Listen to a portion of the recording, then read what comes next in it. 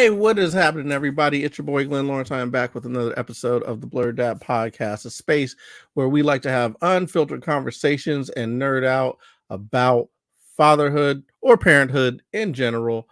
And that is something that I was doing this weekend. I was parenting my butt off because it was Thanksgiving. Their previous episode, we talked a little bit about Thanksgiving, and I'm still recovering from that, from all the food, all the leftovers. The turkey was amazing, and it was a great time. It was really, really fun, and it was good. It was good. I don't know what else to say about it. It's what you want. It was family. It was fun. It was. I don't know. I'm still flabbergasted. I'm amazed at how good the smoked turkey was. That's really what I really want to talk about. I want to talk about how good I was at smoking this turkey, because I smoked the out of it. It was delicious. It was juicy. It was succulent. And here's the thing. People will tell you, you're not supposed to smoke a 24-pound bird. You got to spatchcock it. You got to spat. I ain't got to do nothing. I put it on my smoker, handle business like a smoking champ, and it came out juicy, succulent, from top to bottom, from the foot to the breast. It was amazing. I'm not the foot, you know what I'm talking about, the leg to the it was good. Trust me. It was dope. It was good. I took a picture of it. It was good stuff. So, that right there, I learned something. And learning is going to be the focus today. We're going to talk a lot about learning with our guest, who happens to be Miss Vida Bratton, and we're going to get all into that. But first, we got to give a shout out to the sponsors. As you know, our sponsors are theymademewear.it, and they came through in a clutch. This Thanksgiving, we had to get a special little turkey outfit for the dog so she could run around looking like a turkey. They came through express shipping, got it here just in time. She was able to run around. Everybody was chasing her, trying to pull a turkey leg off, and it happened. So theymademewear.it is who you need to go to, whether you need a custom designer gown, Halloween costume, a Halloween costume, or adorable dress, comfy jammies, whatever you need, they got you covered. They'll get it to you just in the nick of time. Also, when you're shopping there, you're helping out Hope for Paws, which is an animal rescue organization that works tirelessly to rescue and save the lives of abandoned animals that are just left to their own devices. They'll save them. They take care of them. And that is what happens when you go shop at theymademewear.it. I don't know what you're waiting for. You should check them out. Use code word blurred for 15% off at checkout. There you have it. All right, let's get into it, because we got a lot to learn today. We got a lot to get into today, and we're going to get some knowledge passed on to you, because that's what we do here. We like to pass on knowledge about this whole parenting thing. So hopefully by the end of it, you'll be like, you know what? I'm a darn good parent, and you know how I got that way? I listened to the Blurred Dad. But our guest today is Vida B, and she is a traditional educator turned homeschool mamapreneur. Her faith is her anchor. Purpose is her win. People are her energy. Family is her sweet spot. Math is her jam. And God is her source. Entrepreneurship, that happens to be her resource. She's been in the education field for 20 plus years, in various capacities, from teacher to chair of academic probation. She served the community as an education choice advocate, dedicated to sharing the myriad of options to help parents educate their child. She is also an owner of Math in the Middle Bootcamps, and she's been motivating children to see, understand, and experience the life skill we call mathematics. Also, she helps run the comedy business with her husband, Mr. P.T. Bratton, who we talked to not too long ago. She's got 2 little children. They like to call them the BrattPack. They work together, and they do great things together. So without further ado, I would like to introduce you all to my good friend, Miss Vida B. What is going on, Miss Vida B? How are you? Hey, how are you? I am well. Sitting here thinking that I want some of that turkey. Listen, I am telling you, okay. I had friends try to tell me that, oh, you can't, cook a turkey that big in the smoker. And, I was like, you know what? I'm going to try it. Now, I talked to my mom, and she's like, you're not supposed to experiment on Thanksgiving. Like, that is a terrible idea. Correct. It could have turned out terrible.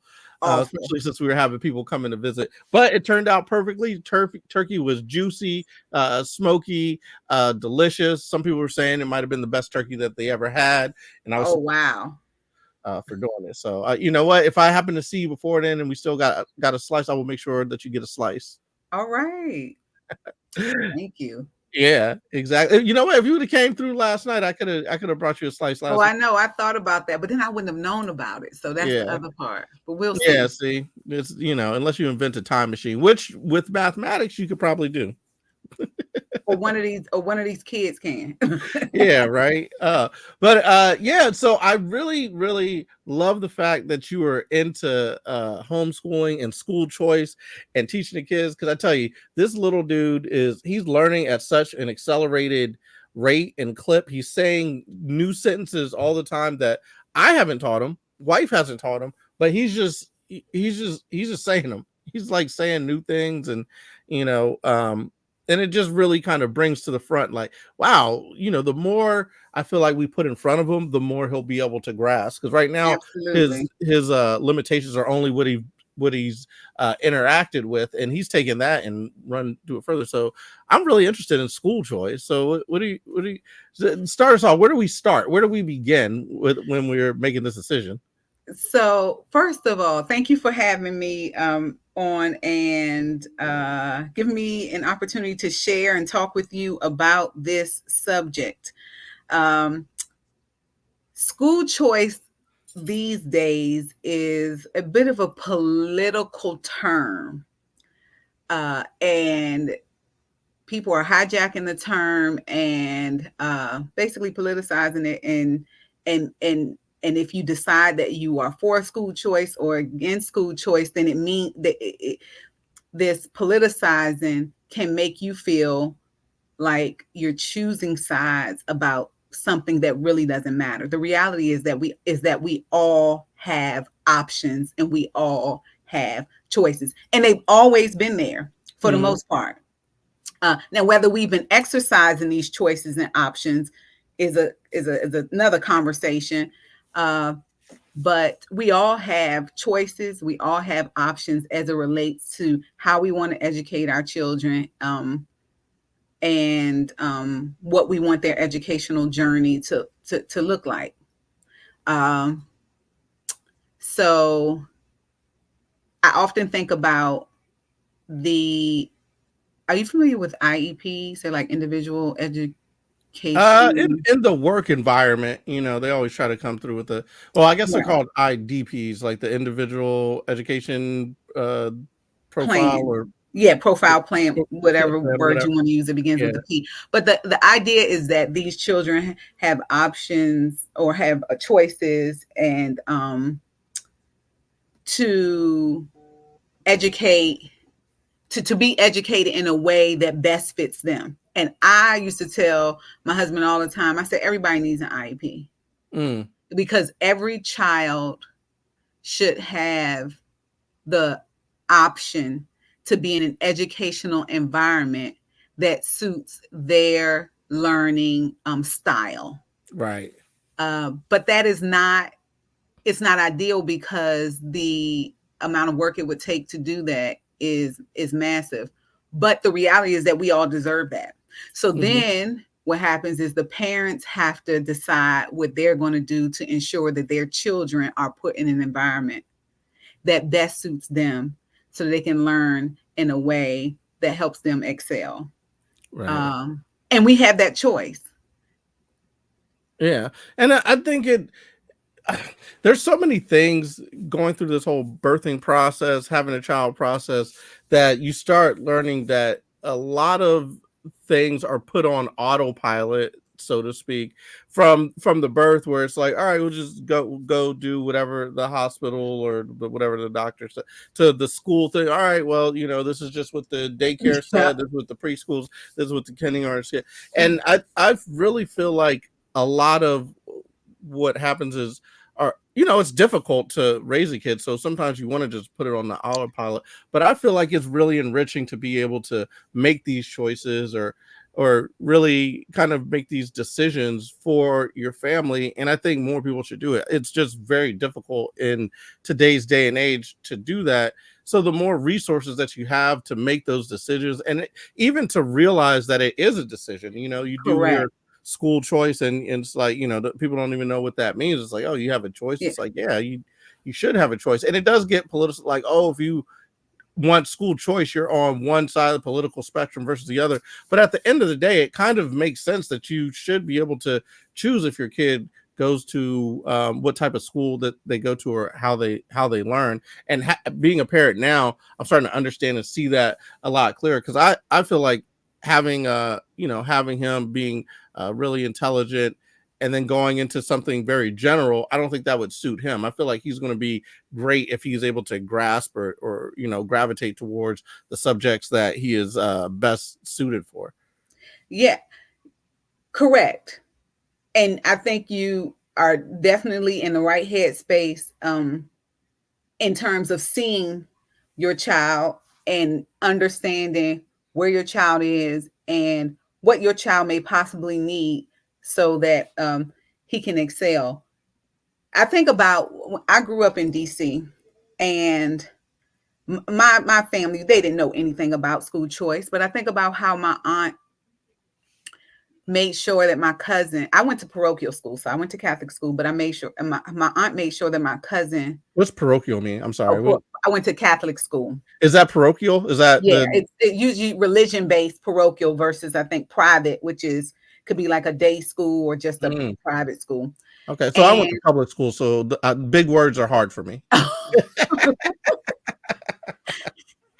and my aunt made sure that my cousin did not go to the schools in our neighborhood. This was back in the 80s and early 90s. And he was bused. We grew up in Northeast. He was bused up. He wasn't bused because in DC you rode the metro, but he would travel across town up school to Northwest because she just knew that was a better option. But she wasn't the only one with that option.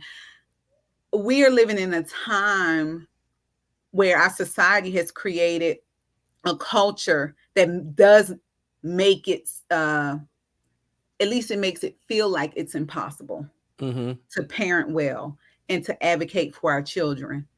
But it's really not. Oftentimes, what you may think is difficult is one major hiccup away. And I'll give you an example. So I've been in education for a long time. I never thought I would ever homeschool. Okay. We were in Virginia when my husband was in seminary school, and I would see these people homeschooling their children. And I'm not even going to tell you a tale. I would look at them like, what in the world is going on? Right. And what, like, did you go to school? Like any school? Like sometimes I'm looking, right? I'm just being honest. Yeah. And I just thought, why would you homeschool? You could always send your child to, like I said, a parochial school. You could always send your child to a private school. You could bust them. I mean, I had all of these things in my head. Like, why would you homeschool? And the first school that our oldest went to was a private school, was a private day school, one of these very nice private day schools. And I thought, whoa, okay, this is an experience. This is the experience that, that we like. This is good. We can hang out here for a while. But we moved out of the state, and various circumstances and situations brought us to the table of having to make a decision of how we were going to proceed with our educational journey with the kids. And my oldest asked to be homeschooled in 5th grade. Now, if you're in a public school system, the 5th grade is that's the last year in public school. So elementary school. So you're kind of like the seniors in the school, and you get to do all these fun things. And I said to him, "Are you sure you want to leave?" I'm going back and forth. And he's like, it was a different environment that he had experienced in this private school. And he had been there 2 years. With my youngest, I noticed that his reading was not where it needed to be. And what I kept receiving from the school in terms of an answer to that was, well, he's still in range. He's still in range while he's at the bottom of the Lexile. He's still in range. And I'm thinking to myself, so is this what we're doing? As long as he's in range, like we're not trying to get to the bottom of what's going on. So sort of like the, coming together of this situation with my oldest who was adamant about this is not the best environment for him, and my youngest who I felt like the school was not trying to partner with dad and I to educate him well. We were either going to go to private school, or here we are embarking on this homeschool journey. And we jumped in. So here's the thing that is interesting to me, or not interesting, but that I've always wondered about, because there's that story about the woman who took her kid and took him to like another school district, but it was illegal or something, and she got in trouble for it. Okay, so and I'm just curious, because it's like, on one hand it's like, oh, you do have school choice, but then this woman like sent her kid to another school, and then they're like, no, that's illegal. And which is kind of crazy to me, that just sending your kid somewhere for a better education is like illegal, which is crazy. Okay, so this is so now we're looking at these. So this, if school choice were a Rubik's cube, right? Now we're looking at different sides of what this term means.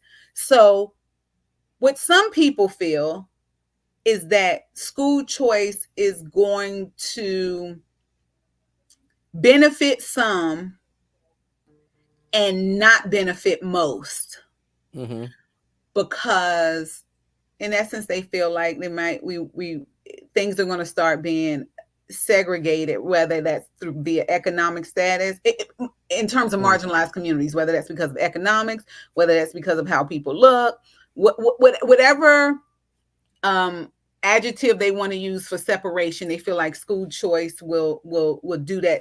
This is sort of the camp of public school, and think about teachers unions and things like that. Then you have this other side of the Rubik's Cube where they're saying parents should have the option to decide where their children go, and they should be able to pick schools. And they have these things called ESAs, which are educational savings accounts, that are used in various ways in different states. So for example, DC's is called ODP.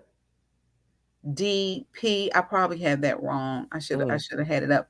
But DC's educational option, or what would be equivalent to an ESA, allows, I think, about $15,000 that you can use if you fall within a certain economic status, that you can use to put toward alternative educational options.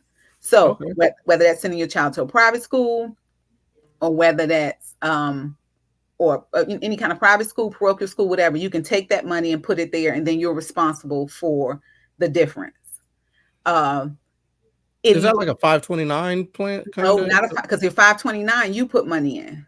Oh, this is money from the city, which is an act of Congress, literally, right? Because DC is not a state. So there's all this uproar around that as well.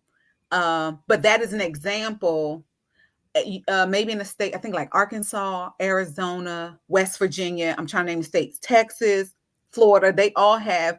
Now, when I say these states and I tell you that they have ESA plans, there may be other things that come to your mind when you hear like Texas and Florida and West Virginia, right? That are not necessarily positive or favorable. So you see what I'm saying? And they may offer their parents $6,000 or $8,000, and they put that in an ESA account, and the parents can then educational savings account. Their parents can then sort of take out from that account throughout the year to help educate their children. If they were homeschooling, they could also take some of that money and go get more academic services for their kids. They could also take that money and go and maybe apply it to other school options, whether that's micro school, whether that's private school, whether that's parochial school, whether that is online school. But in a more, so those states politically usually fall red. When you look at blue states, you don't really see a lot of educational savings accounts. California gives about $2,000 or $3,000, but when you compare that to the red states that are giving 6,000, 5,000, 6,000, 7,000, Right. 8,000, that's very different. And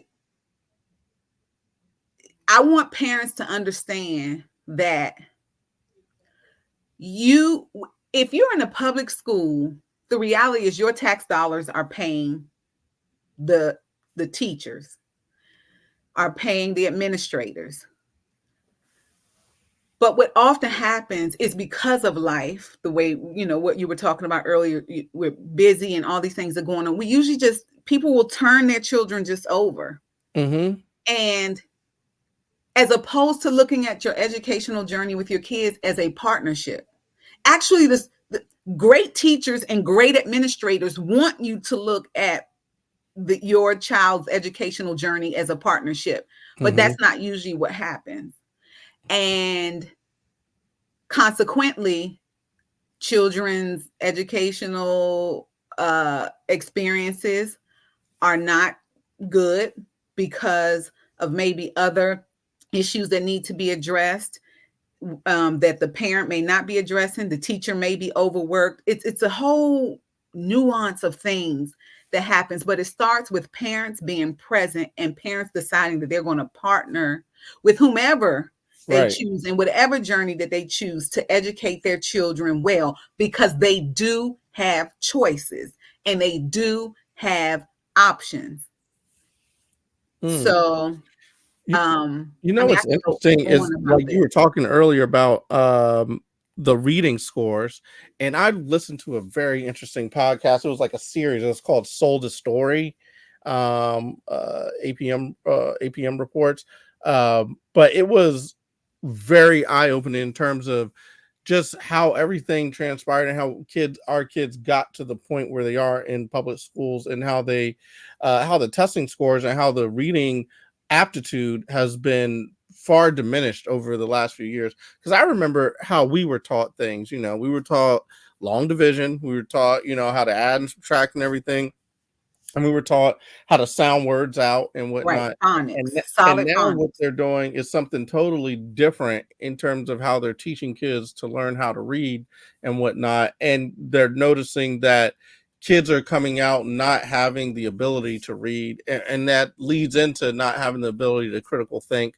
And a lot of that is based on the curriculum that basically has been assigned to like every school, and some teachers are trying to teach kids the right way, but then of course that's not the curriculum that they're pushing. And it's interesting when, as a parent, because a lot of parents, this is where this podcast came in, a lot of parents had their kid come home and then they try to help them with the homework, and they're like, hold up, Right, what is going on with the reading here? And then once they delve into it, they're like, oh my goodness, there's a whole history of how they've been taught or what they're being taught. And the kids are kind of falling behind in the reading, and the scores are suffering and whatnot. And really, just as a nation, you suffer from that when people aren't as literate, and even nowadays they don't even know what they're reading if they're reading something. So this is like something that was very eye-opening to me, because I'm this little dude, he's about to start going into all that. I'm like, oh well, I want him to be able to read, and I don't want him to fall victim to what a lot of these other kids are falling victim to, which is the way that they're teaching reading now. They've gone away from the phonics method of sounding things out and figuring out what each letter sounds like, right. to a different method. Yeah, they so you touched on a few things. So let's talk about this reading a little bit more. What I knew for sure was, if my child, he was going to the third grade, if he had to sit in front of that computer, what happens in third grade is you take standardized tests. Use the first standardized test. In our country, we build prison cells based on third grade test scores. Mm. So they've learned, the data tells them that if a child by third grade is not able to read well, the likelihood that they may end up in prison at some point in their life is more likely, Mm. or highly likely. When my oldest was in the private school, when I tell you, read every single day. Every single day he read a book for the entire school year. When we moved here and transferred to public school, what we thought for was just a small, small amount of time. He probably read 4 books the entire year. Wow. And I remember asking the admissions person, or just having a conversation with him about the rigor around the reading. And he said, all we care about between now and 3rd grade is that the children learn how to read, that they have a love for reading. He said, because after 3rd grade, up until 3rd grade, you learn to read. He said 4th grade and above, you read to learn. That made complete sense now when I think about that they build jail cells after the 3rd grade test scores. Because if you can't read well and you can't figure out how to read, your love for learning diminishes. Right. And if your love for learning diminishes, it's no way in the world that you are going to excel over the next, 8 years. Right. 9 years. That just doesn't happen. There are two. So also, I wanted to mention this. Our education system is antiquated. We use bells and blocks and all of that. That is a very industrial revolution system. I had an aunt who worked for a government agency here in DC. And when I would go to visit her at work, and this doesn't happen at all government agencies, but this one in particular, because of the work that was done in that building. This wasn't her particular work, but because this building did massive production, this is what happened. They would have bells that rang at the job. Like when it was time to leave, everybody would line up at the elevator. I thought it was the most amazing thing. Everybody would line up at the elevator, and then a bell would ring at 4:00. And they would literally roll out of there like you rolling out of high school. These are grown people. I didn't understand it, but then as I, experienced my own educational journey and started working in the educational space, I understood what that was about. But that is not our life now. So the other issue that is occurring is that we're continuing to educate our children as if we're trying to prepare them for industrialization, like a conveyor belt, right, an assembly line. We need our children to be able to think. This is my whole thing behind math in the middle. Math is a life skill. People look at math as only solving what we call like numerical sentences. But math teaches your child how to think. It teaches your child how to problem solve piece by piece by piece by piece. It also is very much a part of your everyday life. What time do you have to get up? Where do you have to go? You need directions someplace. This street runs parallel with this street. When you get here, you come into a T perpendicular. You're going right or left. All of this is, and we in school systems, we're just tracking. We got to get this. The teachers are, the kids got to pass the test. And what I want parents to understand is that you don't have to subscribe to that. It will require you to probably manage your life differently, but it's worth it. Because times are changing. And if your child is not prepared to think, they're going to have major issues in about 10 or 15 years. That's just what it is. That's just what it is. I think we're living in a great time because everybody is aware that the educational system needs to change. But it's sort of like trying to turn the Titanic. You can't just and there's a lot of people that you have to account for. And sometimes there are children who aren't as advanced, which I think some of the curriculum does help the slower learners, the slower readers or whatever. It does help them, but it's almost at the detriment to the people who are quicker in learning and whatnot. And it's like you're slowing everything down for back here as opposed to like speeding everything up for the people who are at the front of the class. Right. Hence, every child needs to get an IEP. Right. Yeah. Well, here's one thing. So how do you prepare your kids if they're young, they're coming out of toddlerhood, they're freshly done from being babies. How do you prepare them for school, whether it be homeschool, private school, or other? Your children will set the pace. More often than not, children are always moving faster than the big system is moving. Mm. And like you just said, we usually slow them down or pace them out. You up until the Industrial Revolution, there was no school beyond high school. I mean, excuse me, beyond middle school, beyond 8th grade, right? So high school was created when parents had to go to work, because what it did was it allowed parents to have babysitters while their kids went to work. So how do you prepare your child? Your child's going to pace. You continue to teach. In our homeschool community, I teach math. I'm 4th grade math. I had a young man, and after the first week or two, I went to his mom and I said, why is he in my class? I said, we have to do something else. He is moving quickly. We assessed him. He was on the 6th grade level. And I looked at her, I said, just let him go. Just let him go. She was concerned about his social development if she put him in the 6th grade class as a 4th grader. Yeah. But this is a year or two later, and he's at 8th grade level. Yeah. He's embarking on 8th grade level. So you let your children pace. And I believe you, Glenn, are going to have options. You and your wife are going to have options for how you can educate your baby. Because there's going to be more space that will allow him to just move at his pace and continue to move. The reality is that most kids, if you're looking at 100 kids, 90 to 95 of them can all excel. Only about 5 really have some real issue, some real, in terms of processing and or understanding. Yeah. Most kids can learn and excel.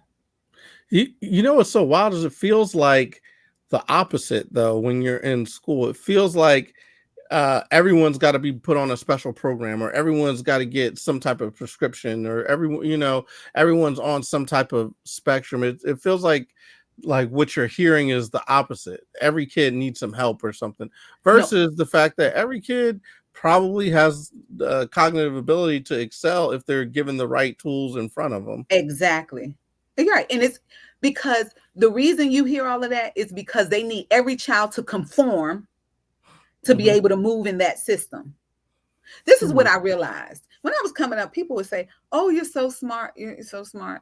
And when I got in college, I thought, like, Vida, okay, I may be smart, but I learned the system. And that's what I did. I learned the system, and I could work well within the system. I don't know how much more information I knew than other people, or how, but that's what it is. But if your child cannot conform to the system, I just watched a video last night, and it was on ADD, ADHD. And this doctor was basically saying, the reason you're medicating kids is because you can't get them to operate the way you want them to operate in the school system. Right. Because you have 30 kids in the classroom, 35 kids in the classroom. Johnny can't be up. Joe can't be up. Susie can't be up. Everybody need to be sitting down. And this is the way you have to learn. Specifically with boys, they should never be educated that way initially. Because when my son was in the private school, he was in a same-sex classroom. They do that for the first 3 years. These boys were wild. Not in a bad way, but wild in a 6-year-old way. Their teacher could call them to order with the sweetest voice, to the point that the parents would be there. We were like, can we bring you home with us? But they were allowed to be 6-year-old boys. If you take those 6-year-old boys and put them in a public school system, half of them, they would have been like, oh, they need to be medicated. The children didn't need to be medicated. It conform. We've all been to a job. You've been to work. You know what it's like to have to conform. To adjust. Right. So you have to realize what's happening and decide what you want to do Right. with your kids. So with regards to your child, let him just go. Let him lead. Right. The main thing we do not want to happen with our kids is that they lose a zeal for learning. Yeah. That's what we don't want to happen. If he loves math, if he loves art, if he loves reading, if he loves whatever it is, just let him go. And then when you open yourself up to letting him go and you say, okay, I need to find options for him. When you switch your mind to now look for options, options will come. I want every parent to understand they have options, they have a choice, and if it doesn't work one way, it'll work another. Okay. We're in our 6th year of homeschooling, a journey I thought I would never be on. Especially, I'm not gonna lie, especially as a Black person. I'm gonna just be Right. straight up. I feel you on that. So I do wonder, what are the choices that parents have? Like, so you have a kid, and then school years come around. They're whatever, I think it's like 4 or 5 or whatever. What are the choices that are available or in front of you as a parent to get, like, what pathways, I guess, do you have? Okay. All right. So it's time for your child to go to school. So I'll tell you what I did. This is when my child number 2 was born. I understood that you could not enter into school until you were certain. Your birthday had to fall on the same date. When I was coming along, if you were born my year, you went to school that year. Now, if your kids, like in some states, September 1st, September 30th, whatever, October 15th, October, whatever. My child was born not even a full month after this cutoff date. Okay. I decided the day that he was born that I didn't care anything about that cutoff date. See, so that's the first part, right? Parents have to be resolute in whatever it is that they're feeling. Mm-hmm. Period. So I was resolute. I was like, this is not going to be our story. All right. So, and this was him going to school, right? No homeschooling here. So I put him in preschool and they just kind of paced him along. Then he graduated from kindergarten. When he graduated from kindergarten, it was time for him to go to 1st grade. We happened to have been moving. So I just enrolled him in the school.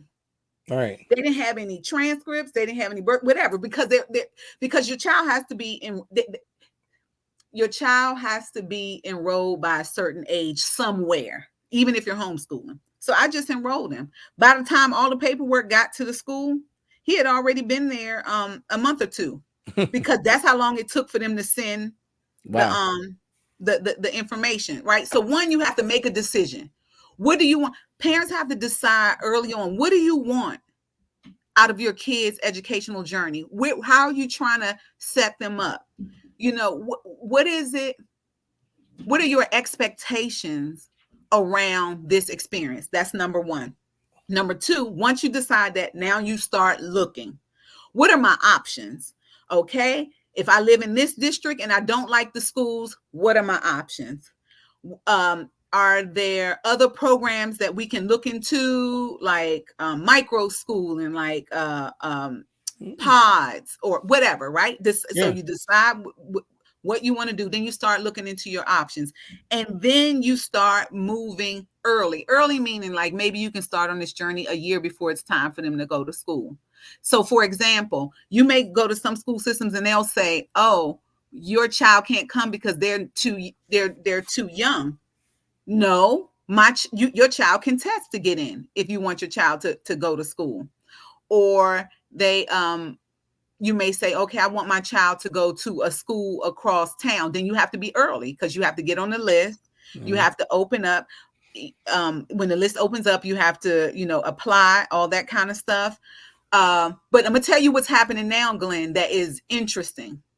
Because there are more educational options, the choices for parents out of zone are becoming they're a plethora of choices now to put your kid in schools that are out of zone, because there are other school options like charter schools. And these educational savings plans allowing you to educate differently. So now schools, they don't have as many kids.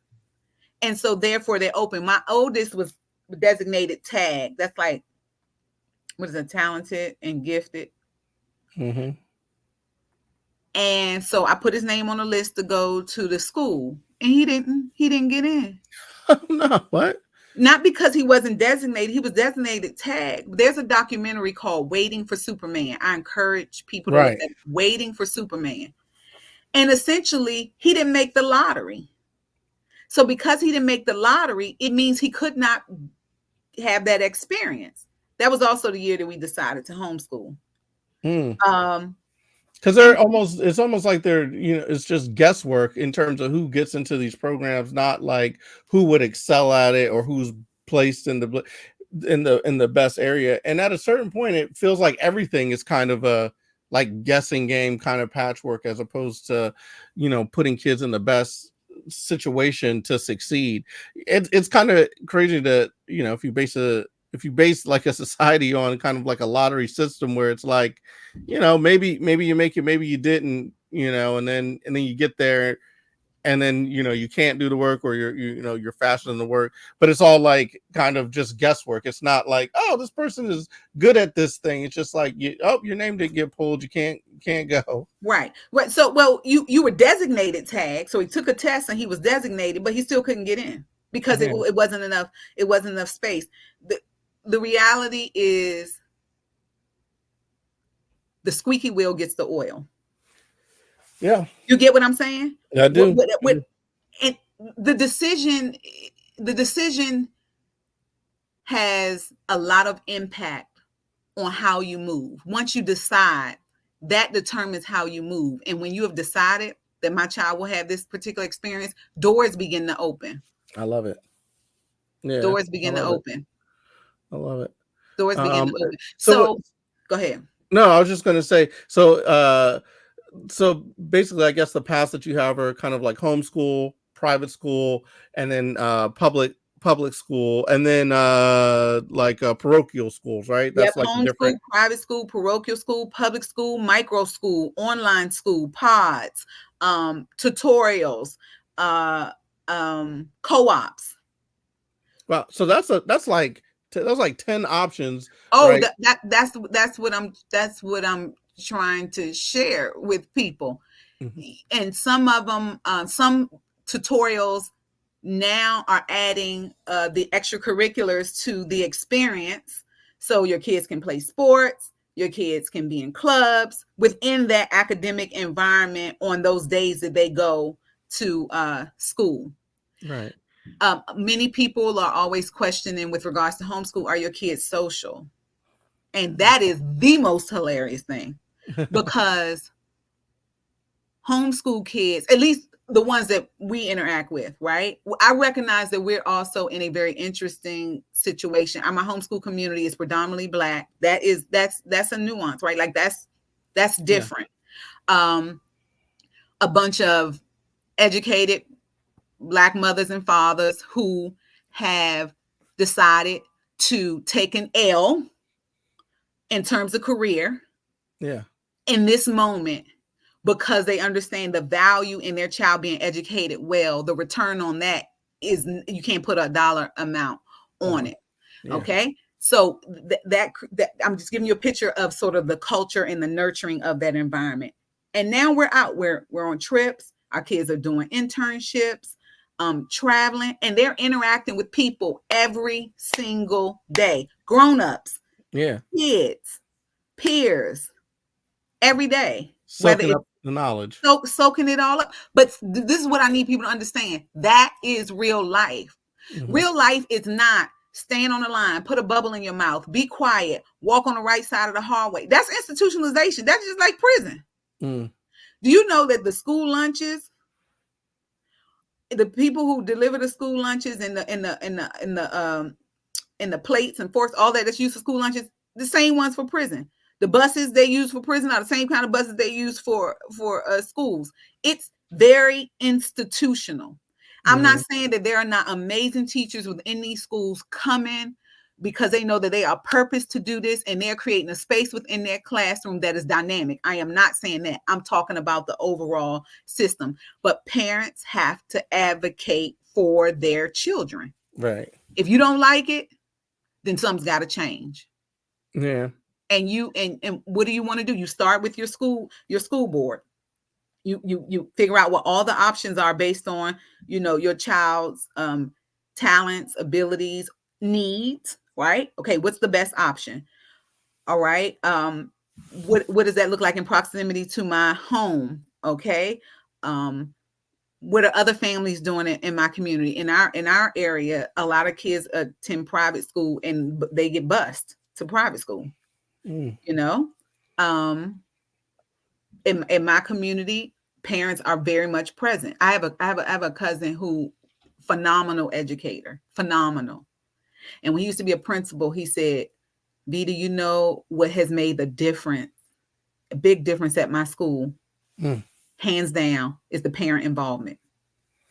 And I think when you talk about being busy and not having the time, that is that when you bring it all the way down to the foundational level of what it looks like to educate your child well, it cannot happen without present parenting.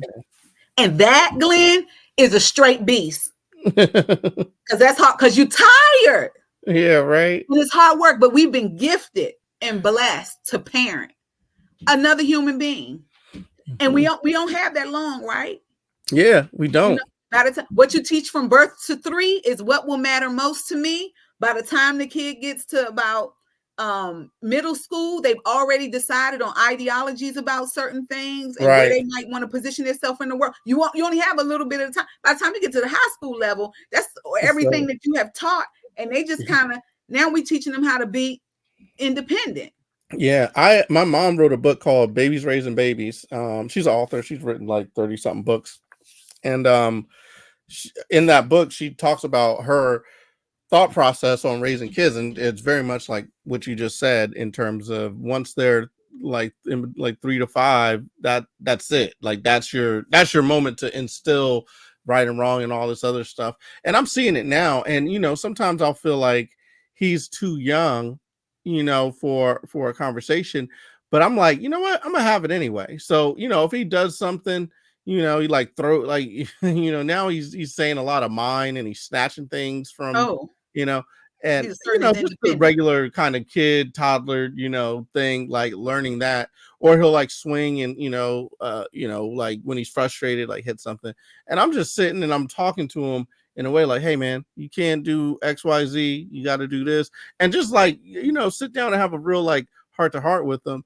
And in my mind, I'm thinking, I'm like, this kid is 2 years old. He is not taking it, but he like sits there and he takes it.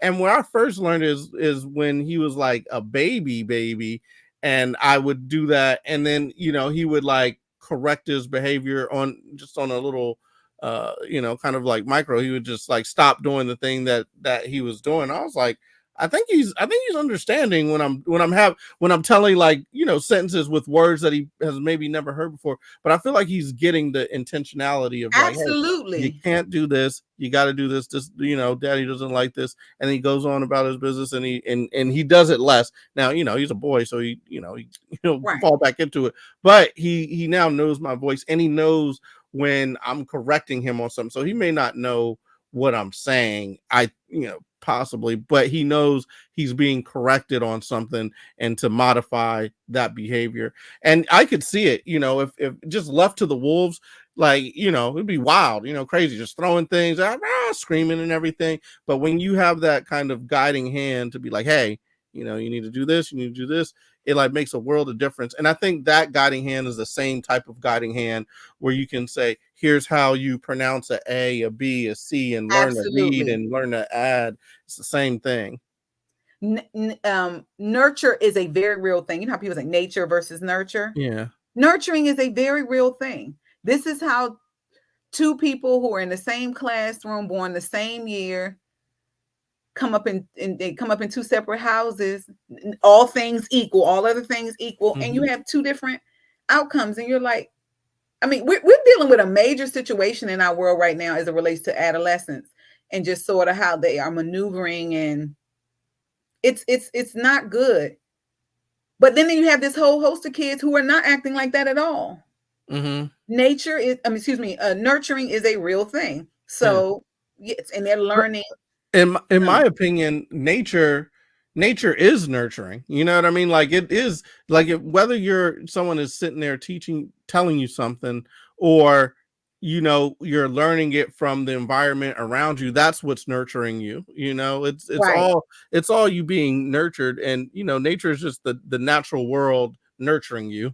Is what Right. is Or what your I your think. natural in your inclination.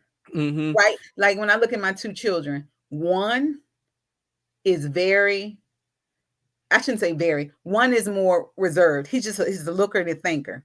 Uh-huh. The other one is like Out there, yeah. there's a two, those are hardwired personalities. Right. Now, how are we going to work with these personalities in this world? Right. And help them maneuver. That's their natural personality. But yes, we learn from all aspects. Mm-hmm. Within our homes, outside of our homes, as we're navigating the world. And then the children take what we give them in the house, and the outside is where they apply it. Your kids go out and come back and say, oh, your kids were so well behaved, and you're the parent like, you're like, yeah. what well, thank you. Well, praise the Lord, because they act like they ain't rolling with all the stuff when we in the house together. But Right. I'm glad that what I'm teaching in here, they're doing it up It's there. so true. Right. I feel like there's no bigger fear than when you go out, your kid's gonna act like they act in the house out in public, and then to your surprise, it's like they're like, oh, like he does it all the time with he's in front of his grandmother. He's just like, oh, and like so sweet, and then we're looking like, now What I is this know for a child? fact he likes to throw his applesauce when when he's had enough, and now he's just like, oh, and he's putting the fork down in the right place and using a Yeah. salad knife, or he just acted very proper, and we're just like, now I know I try to get you to do that at home, and you never do, but all of a sudden you want to act right. And so now you're like, so you do know how to act, Yeah, right? exactly. Which is on one hand it's like very, very annoying, because then when you're at home, it's like, rah, and it's like pulling teeth again, and you're like, now I know you know how to act. So you're trying to figure out how to do it. And I feel like I got some very good techniques. Like one is I call like it's kind of a like pattern breaking or cycle breaking, so he'll be like crying for something or doing something, and then what I like to do is I'll ask him a question out of left field, like he'll be crying about something. It's like, hey, what if dad bit your nose? And then he'll just like look like, what, like that's a weird, where it's like, what, it's like, oh, do you want some rat soup or so, just something Yeah, to break outlandish. that And thing that's happening. Yep. it's breaking that little cycle that he has, and then it just makes him stop, and then it makes him think, because then he's got to think like, wait, that's not even what I'm crying about. And then it goes, I use that when I was coaching. I told the story on here when I was talking to one of my friends that I coach with, but I was coaching little girls in basketball, and they would cry a lot. And I would come up to her, I was like, hey, I don't mind if you cry, but I'm just going to collect them in a little tear cup, and then at the end of practice, you just drink it at the end of practice. And they would make that face that you made Yeah. just now, and they would stop. It would stop them from like crying, because they fall on the floor and they're crying. I'm like, hey, listen. In my mind, I'm like, I'm not trying to get a technical because you over here crying about nothing. No, get up off the floor so we can get on to the next play. But that's not what I Right. can say, because I gotta make sure. First of all, I want to make sure they're not hurt, and by doing that, I can make sure, because if they're really hurt, they're not going to hear any of that. They're just going to keep crying, and you can tell. But usually they're not. And when you break that little cycle in their head of like, oh, I just got bumped or whatever, and you break that cycle, all of a sudden they just kind of like, oh, and then everything's okay, and then they figure it out. But it's the same thing with, just any type of discipline form. I try to break that pattern, and then get in there and actually get them learning. But this is all just very interesting to me coming into it, because there's so much um to kind of corral when it comes to teaching and it comes to educating your children. And again, I don't want to get caught in the autopilot of parenting, where you're just like, all right, they know best here, like I And feel they like don't. everything I've been trying to like learn myself, like, all right, Yeah. you know They don't. No one knows best for your child. This is what I learned. And then I'm going to share one more thing with you. I learned from when we were deciding to homeschool, a sister I went to college with. I remember we got on the phone with her and her husband. My husband and I got on the phone with them. And we just asked them all the questions we had. And I said, why wouldn't you send them to school, this kind of school? And, we're just talking. And he goes, no one knows your kids better than you. Mm-hmm. Period. No one knows your kids better than you. And people say, oh, well, if you're not a teacher, you can't teach. That's bogus. Right. Because when you send your kids to school, let me tell you what they have to have already learned. They have to be able to talk. They have to, for the most part, know their alphabets. They usually have to know how to tie their shoes. They would have had to be potty trained. I mean, they're things that they've already had to learn. Who taught them? Right. Who taught Where'd they them? get it from? Yep. Yeah. You taught them. And so he said, you know them best. And the minute that we think that a system can do better than us, then we're missing the boat. And you can start at any age, homeschooling. When you're teaching your kids how to tie their shoes, how to talk, how to potty train, all of that is a form of educating, right? Of imparting knowledge and sharing with them how to do things. And then formal, I guess, education, just sort of like words and reading and all of that. Once your children show an interest in any of it, reading, math, and to be honest, like that's really it. Yeah. That's really it. Those two. Because when you think about everything else, like social studies and not English, but social studies and science and all these other subjects, they all hang on to reading, writing. Yeah. They all hang on language arts and math. Right. Everything hangs on language arts and math, and that's the main thing that you want to that you would want to start, with your kids at any age. There are kids who will start reading at 2 or 3, and then some kids may read later. This idea could sound a little Montessori, which basically means the child just sort of says, "Okay, I want to work on this, and then I want to work on that, and I want to work at that." It's more guided. You can decide as a parent if you want your children to guide to that extent, or you can just decide, okay, we're going to start learning how to read. We're going to make sure you know your alphabets, make sure you know your sounds, because they're not teaching phonics at school. So let that go, right? Yeah. So you need to go ahead and teach your children phonics. And there are myriad of programs like All About Reading, of course, Hooked on Phonics. There's a program called Zoo Nights. I mean, that will teach your children, that will partner with you to help you teach your children how to read, and not just read, but comprehend. The same way your little one could understand, even though he could not verbalize, is the same thing that happens when you start teaching them how to read and comprehend at a young age. They're already comprehending. Right. Because if you tell them stop, or the stove is hot, or this, they understand. That's comprehension. That's what I mean when they're acting like, oh, the kids can't, their comprehension. I'm like, y'all, what are we talking about? Let's just say what it is. Let's just say teachers are overworked. They have too many kids in the classroom. Parents have turned their kids over to the school. Some of them may be in situations where they don't have any other choice. They've got to work. Let's just say what it is, but let's not say that the kids are not able to learn. Right. That so many of them have issues. Have you ever? There's a show, and I think it's from, I want to say either Korea, it might be from Japan, but it's called Old Enough. And the show is basically kids that are 2, 3, 4, and their parents will say, okay, I want you to go down to the local market. I want you to buy the blah, blah, blah, blah fish and make sure they tell them to cut it and then bring it back to them. So they'll give them like a task, and the task is like, they have to leave the house and go do something. And these kids go do it. And it is interesting to see how many of the kids succeed at it and how many fail. And I'll tell you, a lot of them succeed. Oh. And I was just thinking in America, we kind of like baby the kids like, oh, they can't do anything. And I am just looking at my little guy, and I'm like, I give him like instructions all the time, like go pick that up and do XYZ with it. And then I don't know if the language is coming through, but he goes and does what I asked him to do Right. and does the second action too. And then he comes back and I'm like, man, that like, okay, like I think that they can handle more. And you see all over the world Absolutely. these kids doing more and more.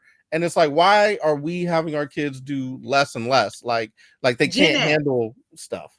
Look, I'm a Gen X. Now, we always say, not that our kids should have to live the Gen X life, but I was on a Metro bus at 9. Okay. Yeah. 4th grade. I teach these same kids, and I'm looking at the kids I'm teaching in class. I'm like, would I ever put them on a Metro bus in DC? You know, I know the times have changed, but that's what it was, because every child in DC, regardless of where you attended school, you rode Metro bus. You only rode the school bus if you were special needs, right? Mm-hmm. That's it. So you rode the bus. You had to, and some people had to transfer buses. Some people had to ride a train. Right. You would go to the corner store, which means I had to have my money. I had to know how to count. I knew I only had $1. If that's good, maybe I only had 50 cents. So I knew what I could get with that. I mean, this was life.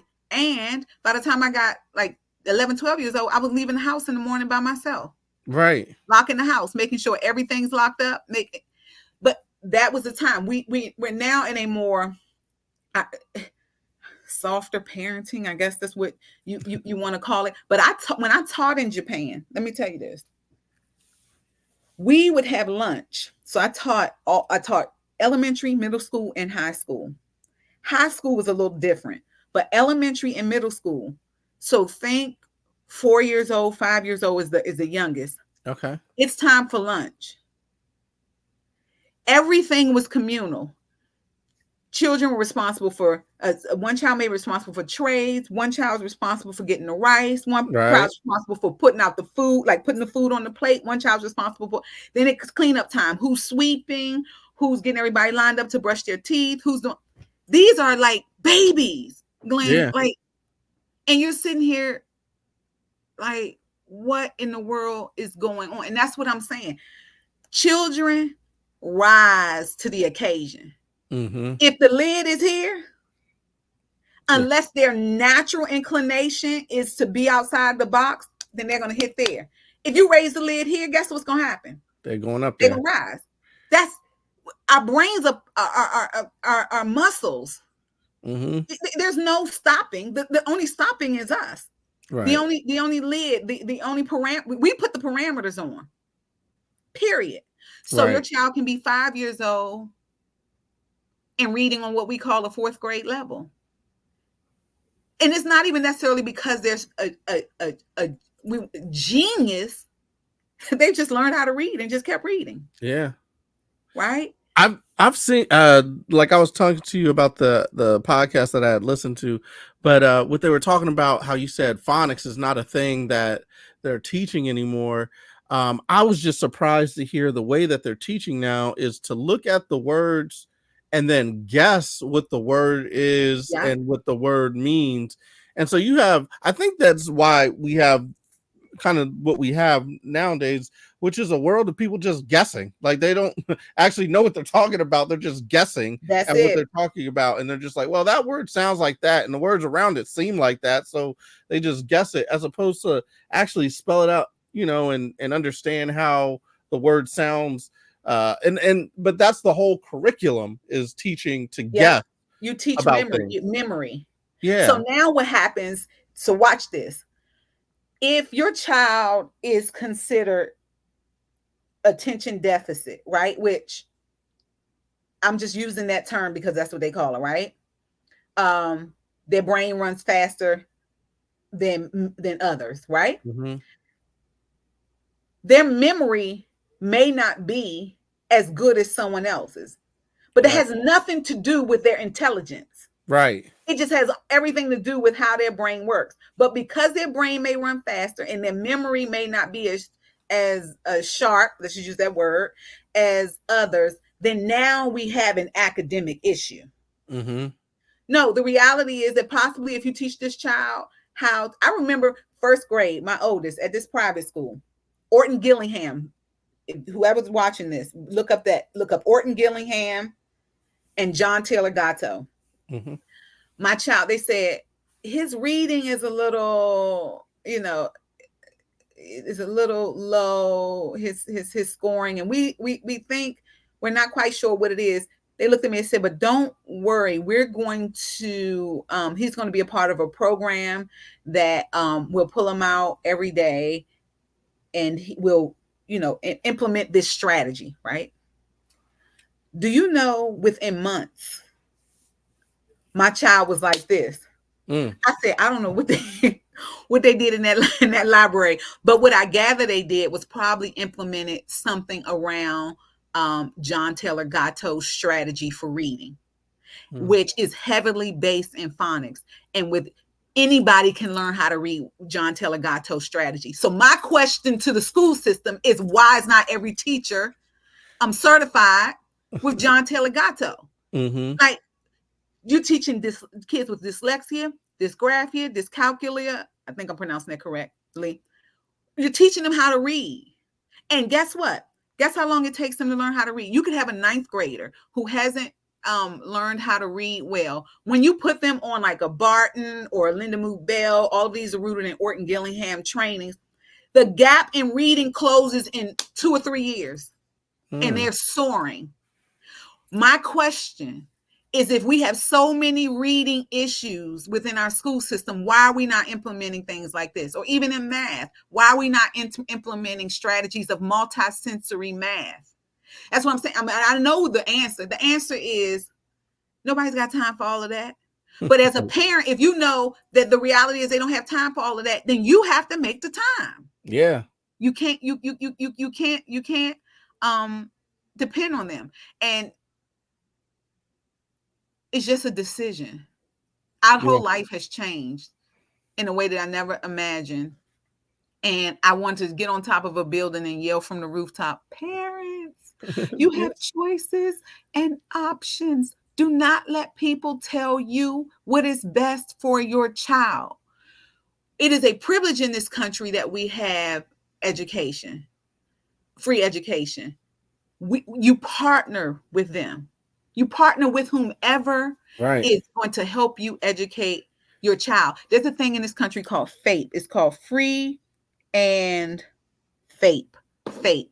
Free and, hold on.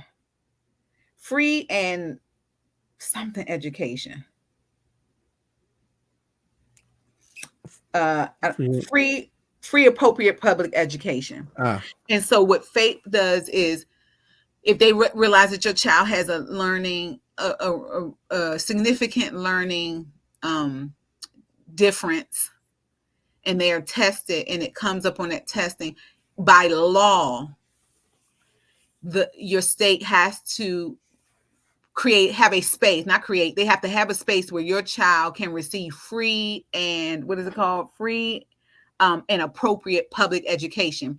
And if in that school system, your child does not have access to FAPE, then they have to pay for your child to go to school. Wow. So let me tell you this. This is the other thing that happened. We moved to Maryland, because my oldest had been in that private school, already knew he was light years ahead of what would be where everybody else might be, because that was the nature of the school. And they were telling me that he would have to go to our zone school. And I told them, just like this, Glenn, I said, he is not going to that school. This is the experience he has had. This is the environment. You can look it up. This is the cost. We can either go to this school. The number 1 school was a tag school that the lottery didn't get in. So we got into the number 3 school, and it was smaller. All of that don't really mean anything anyway, but I'm just telling you, that's what we did, because that's a whole nother messy situation too. Because you start putting these kids on levels when everybody can learn, everybody's smart, everybody can do it. But anyway, and I said, we can either go to this school, or you can pay for him to go to private school. I said it just like that in the email. I know they were like, who's this girl think she, and I meant it. Right. And that's the kind of energy parents need to bring to their kids' educational journey.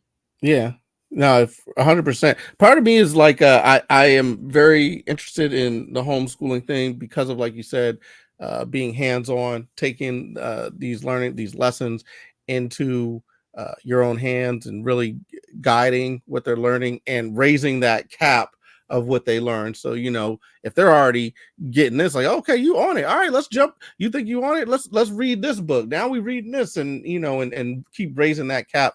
Whereas, in schools, they might not do that. But I do, part of me, I was just saying this the other day, part of me does want him to have to, enter the jungle at some point. I get Which what you're is, saying. Real life. these different public schools. Because, when you go into that environment, and I think I was talking to your husband about this, where he's like, one of your sons went into the school. It's like, it's like it's like the wild west out there, and it's crazy. And you think as a child, I'm sure he was thinking, oh, I'm going to school and I'm going to learn, and there are books there and there will be education, and then the kids are out there just being wild and maybe shooting dice. One kid is threatening to stab another kid, and you're just like, well, but there is an element of needing to be able to navigate the real world, where even if we don't keep them in that environment, I want them to just experience, like, listen, things can get hairy, and you need to know how to, and you right. You want to make sure your kids got some like you got to have a little sense. You got to have a little sense. Because if you're home all the time and you learning the good, so you're like, oh, everything is, yes. Wouldn't you like to learn some science too, good sir? And it's just, they go out with a false expectation. It's like, now you got to realize it's wild out there sometimes. So this is what I think is happening, because the landscape is changing drastically now, Glenn, and quickly. A lot of parents are concerned about safety now, in a way that we weren't before. A lot of parents are concerned about safety, and this is what I had to decide when my oldest wanted to come out. I said, now, Tyrone and I, we were going back and forth about like what we should do, and I said, oh, but he need to be able. And I thought to myself, when I went to college and grad school, I ain't really need to know how to fight. Right. Now, I grew up in DC. I was an only child, but I was like, I ain't really need to know how to fight. And actually, if I wanted to fight, they had a place for me. And it was not in that academic environment. Right. And so I said, how much, what is it that I want my kids to have an experience that I had, coming home by myself, only child, having to fight, having to be quick out the mouth is what I was. Quick out the mouth. Like you gonna think twice before you. Like, is that a necessary skill? Standing up for yourself and advocating for yourself is definitely a necessary skill. Right. But and so we had to think about that. Like, how much will they need to know how to Joan on people, or right, or so it's that kind of thing. As well. And just because like our kids are homeschooled differently, right? Because my kids are not home every day. We go to classes and stuff, and they're with other kids. So they still have to learn how to navigate, whether somebody, like my youngest son has a new hairstyle, and he was like, oh, they gonna talk about it. I made him take their hood off. I said, I don't care what they say. Because this is the kind of mama I am. I don't care what they say. Because the reality is this. Most of them wouldn't dare wear your hairstyle. And because you don't care, that is strength. So deal with whatever they say, but you're not going to sit in here with a hood on. You see what I'm saying? Yeah. And it's like a thing, you're letting them dictate your self-esteem. And once you walk in like, yeah, this is what I'm doing. This is how I'm doing it. And then you'll notice they might try to like tear you down, but eventually people, recognize that strength and, will either gravitate towards it or they'll want to challenge you for it. But the stronger you are in your strength and your self-esteem, the more people will be like, man, that dude, he just he's just cool. He does his own thing. You know what I mean? It is. When you're strong. There it is. But yeah, you're right. It's in terms of how much of life is being able to navigate the jungle, navigate the wildness of a public school environment that's a little bit hairy, like, and how much do they need it? And like you said, how much do they need it? Yeah, when you grow up and you go to college and school, like you need to learn how to fight, because you're not fighting and like we're not fighting as grown-ups, so we're not going to parties and we're Actually, this is what we're doing when people start fighting. We're like like, no, that was what? Where do you do that? Right? yeah. But meanwhile, when our children learn how, let me tell you, the number one skill that children need right now, number one skill. And I'm telling you, if you can teach this over the next 10 years, if you're a person who can teach this skill, you ain't gonna never be out of a job. Communication. Absolutely. Because we've gone so deep into this rabbit hole of technology where children are sitting in a room with each other and text the way we would sit in a room and have a conversation. You're like, really? Really? Yeah. But those who are able to speak up and communicate and use their words effectively, which is also good for getting out of stuff. Mm-hmm. Like if you need to get out of what could be a fight, yeah, you need to know how to navigate. Is teaching communication, public speaking, how to have healthy debate, like healthy difference of opinions, how to use your words, how to write effectively, emails. I mean, that's what our kids need. Because the internet is at their hands. So where we had to learn, they can look up and learn. They can look it up and learn. Right. And you were talking about the memorization that they have, and that's how they're teaching. And, they have a book and you got to memorize what's in the book. There is so much knowledge online. They can learn that entire book in a 2-hour video, 30-minute video. You know how long it takes a child to go from addition, subtraction. I want to make sure I get this right. To algebra, like learning algebra. No, how long? I think it's like, I feel like it's something like 9 months, like a year. Mm-hmm. We drag it out. It must be off. So if you're watching this, please look that up. I'm going to tell you who, I was looking at a podcast with, I think Ellen Fisher is her name. And she was interviewing Matthew Badeau. I think that's his name. And essentially the amount of time it takes our kids to learn is extremely short compared to how much time we actually give them to learn. Right. Like it doesn't take 9 years for your child to get to algebra 1. Mm-hmm. That's why when you ask me about your child, just keep teaching. You got kids who in first grade know multiplication facts. Keep going. Because I'm gonna tell you this, if they know multiplication facts and understand that, division is nothing. They just know that we're just doing the opposite.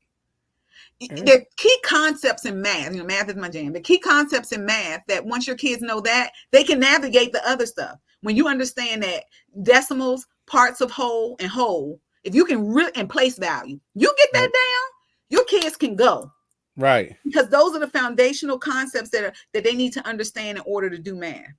Yeah. I mean, one of the biggest things that I feel like I would love to instill in my little dude is everything is connected, and everything you can apply what you learn in one area to another area. So, you're learning math and you're learning addition and subtraction. It's like, hey, when you're over in the real world, just realize there's an equation for everything too. You know what I mean? And that doesn't have to be like a, math equation. It's just like, listen, if this guy is trouble and there's alcohol here, there it is. What does that equal? Yeah, because you know what? Because if this guy's trouble, which is the constant, right? Let's just say that is who he is. Right. And alcohol is the variable. Right. Because you could be alcohol, it could be soda, it could be a soft drink. That's the variable. Right. What is our possible outcome? This is why I say math is a life skill. Yeah, exactly. And they're not teaching that in school. This is why I run these boot camps. My goal is to take these boot camps into the schools, give these kids some concrete, visual, and abstract experience with math, and understand how you apply it to life. And that it'll change their lives. And everyone can learn that way. Whatever label they want to give a child, every child can learn like that. So, but that's it. That's it. Listen, this has been a great conversation, and I feel like I could continue going on and on and on with you about it. And I feel like we're going to have to talk again, because there's, like you said, there are different levels to this, and it just spans the entire spectrum of learning and education as they become toddlers to preteen to teen and on and so forth. But we got to ask you, we always do, we like Oh, to ask the okay. burning question. What do you like nerding out about? What is the thing that you nerd out about the most? Math. Is it? It is math. It's math. It's bad. Like I tell my husband, I'm like, look, I found this and this, and I have all these tools that I'm using with the kids that I'm tutoring now, and I'm like, look, and that will happen. And he's like, I said, I sound like a geek, don't I? Yeah. I mean, but math is dope. I actually have a joke that I'm working on about math, and it really is just about how awesome math is and how we should use it, more. And part of it is kind of what I was talking about before, how there's an equation for everything in life, and Right. once you That's start it. figuring out those equations, then all of a sudden you can start maneuvering, like if this plus this equals this, or There that it times is. that equals XYZ, There is. I was looking up while you were talking. That's it. I can't wait to hear the joke that you're coming up with. And I want to make sure that I let the audience know. I don't want this sound to come up, and it's coming up, and it's coming up. Hold on. The guy's name. I really want them. The few people I want them to look into. One is John Taylor Gatto, and it's all spelled the way that it sounds. The other is John Taylor Gatto. Then look up Orton Gillingham. Okay.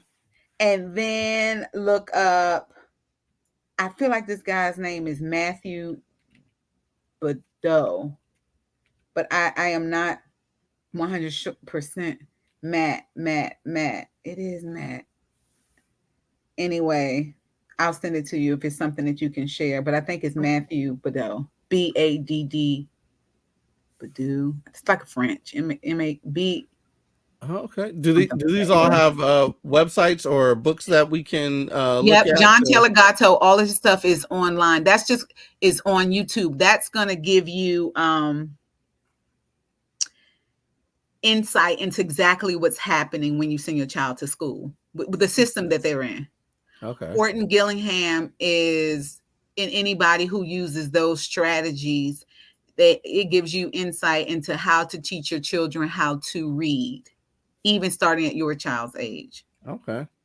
And then the Matt guy, he you said Matt, what was the I think I have it up right here, but I cannot. I think Matt Boudreau. Oh, that is that, you see it? Yeah. Hold on, let's see. He's got black hair. Mm-hmm. Yep. Yeah, that was awesome.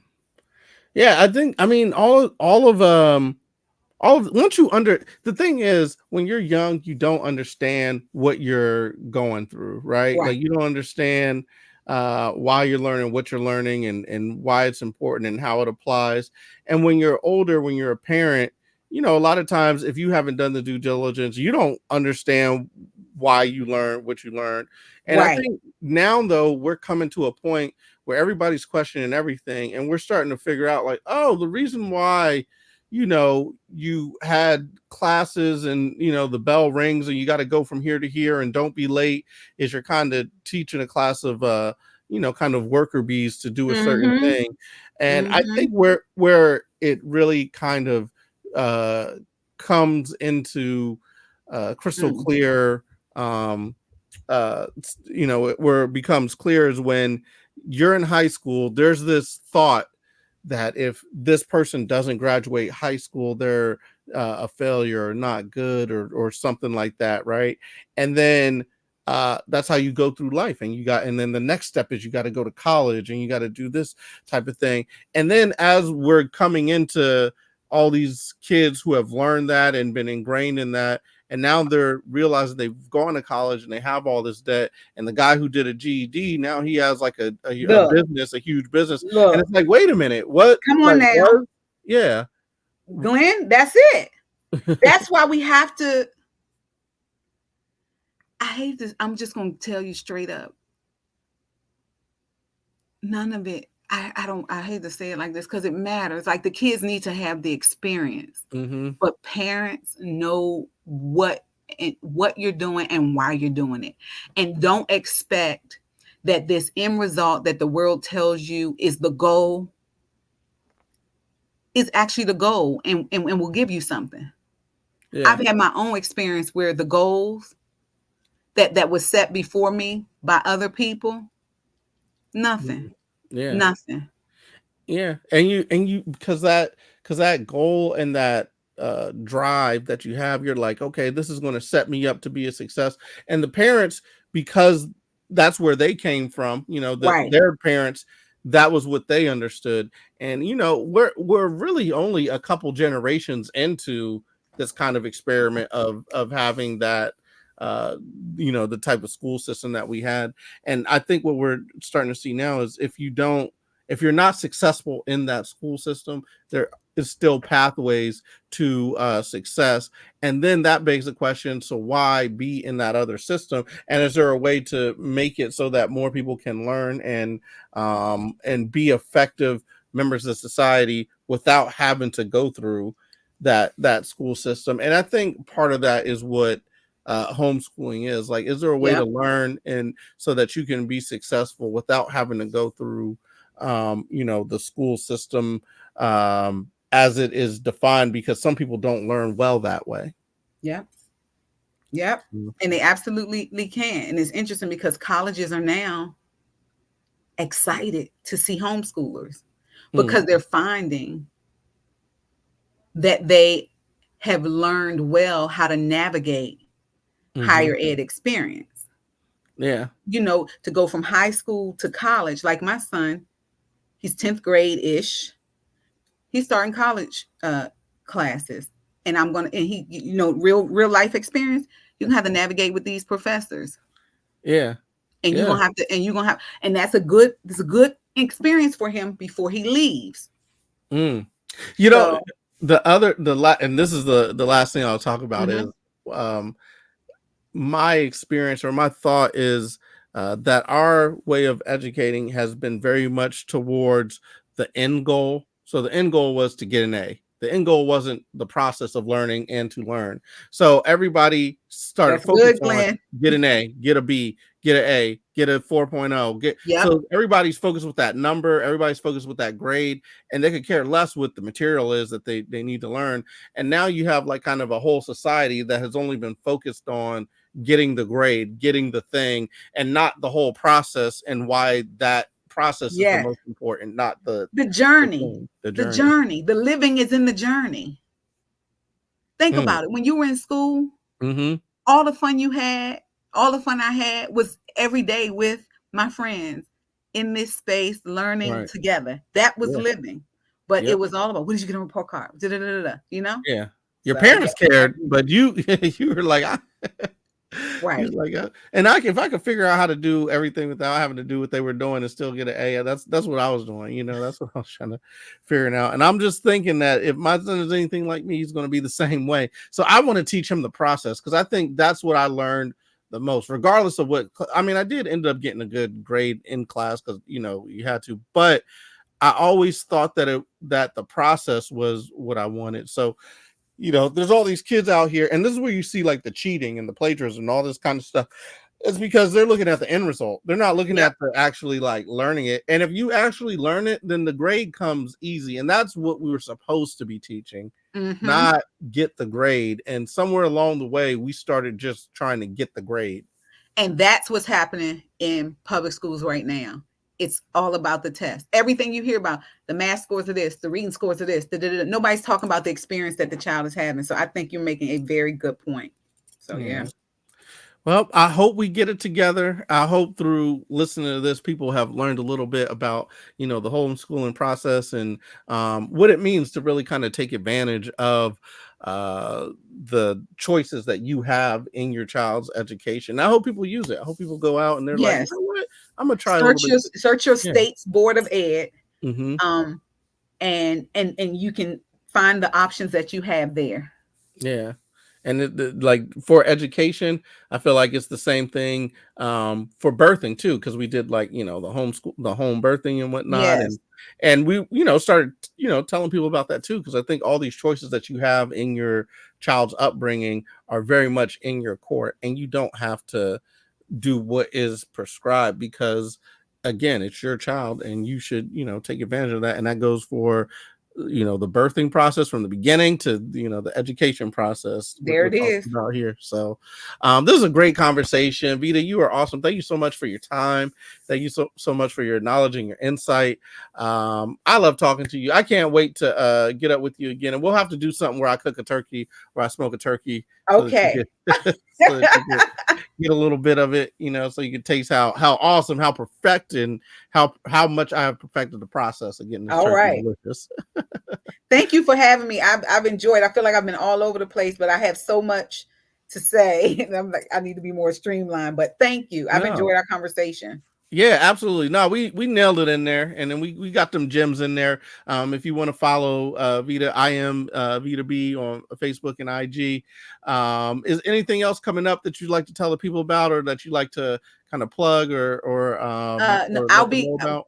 a newsletter, Homeschool MAMApreneur newsletter will be launching soon with all of this type of information covering, how to educate your child well, education, educational choice, as well as kind of entrepreneurship. What it means, how does a parent navigate life while they're doing this uh, and make a living?